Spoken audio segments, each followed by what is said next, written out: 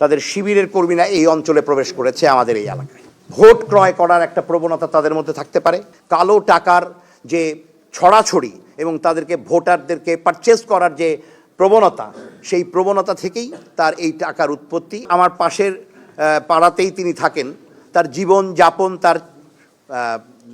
জীবনযাপনের মান, তার চলাফেরা, তার ইনকাম, এই সমস্ত সম্পর্কে আমি না, ঠাকুরগাঁর সমস্ত লোকই যারা তাকে চেনেন খুব ভালো করে জানেন।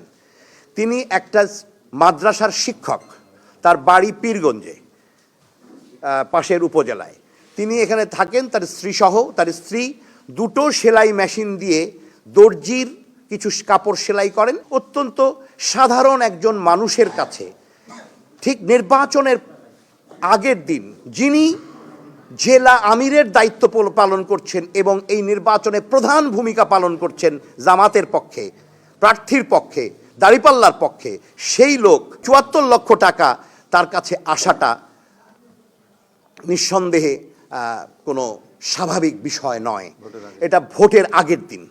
আমাদের দেশে এমনিতেই আমরা দীর্ঘদিন থেকে বলে আসছি যে জামাতের কালো টাকার যে ছড়াছড়ি এবং তাদেরকে ভোটারদেরকে পারচেজ করার যে প্রবণতা, সেই প্রবণতা থেকেই তার এই টাকার উৎপত্তি। এবং আমরা মনে করি তিনি যদি পরিষ্কার হন, ক্লিন হন, তিনি তার ইনকাম ট্যাক্স রিটার্ন দিয়ে পরিষ্কার করে দোক যে তিনি এই টাকার মালিক, অথবা তার স্ত্রী এই টাকার মালিক।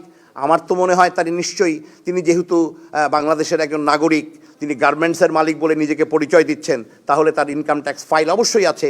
আমি ইলেকশন কমিশনকে অনুরোধ করব, তার নির্বাচন কমিশনকে অনুরোধ করব তার ইনকাম ট্যাক্স ফাইল দেখে, এবং আইন শৃঙ্খলা বাহিনীর কাছে অনুরোধ করব তার ইনকাম ট্যাক্স ফাইল দেখে তার টোটাল, তার ক্যাপিটাল কত আছে, তার টাকা কত আছে, এটা তো পরিষ্কার আছে। কারণ আমরা যারা রাজনীতি করি, আমাদের ইনকাম ট্যাক্স ফাইলের সমস্ত রেকর্ড প্রশাসনের কাছে এবং নির্বাচন কমিশনের কাছে থাকার কথা।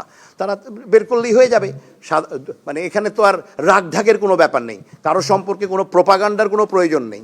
তার টাকা তিনি প্রমাণ করে দিবেন যে তিনি এই টাকা মালিক।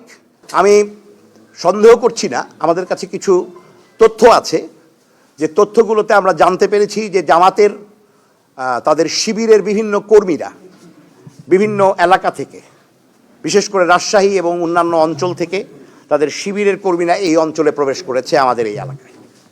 এবং তারা এই অর্থ দিয়ে ভোটারদের ভোট ক্রয় করার একটা প্রবণতা তাদের মধ্যে থাকতে পারে। এবং ছোট ছোট কোরআন শরীফ নিয়ে তারা এই সমস্ত জায়গায় যাচ্ছে বলে আমাদের নেতাকর্মীরা আমাদেরকে তথ্য দিয়েছেন।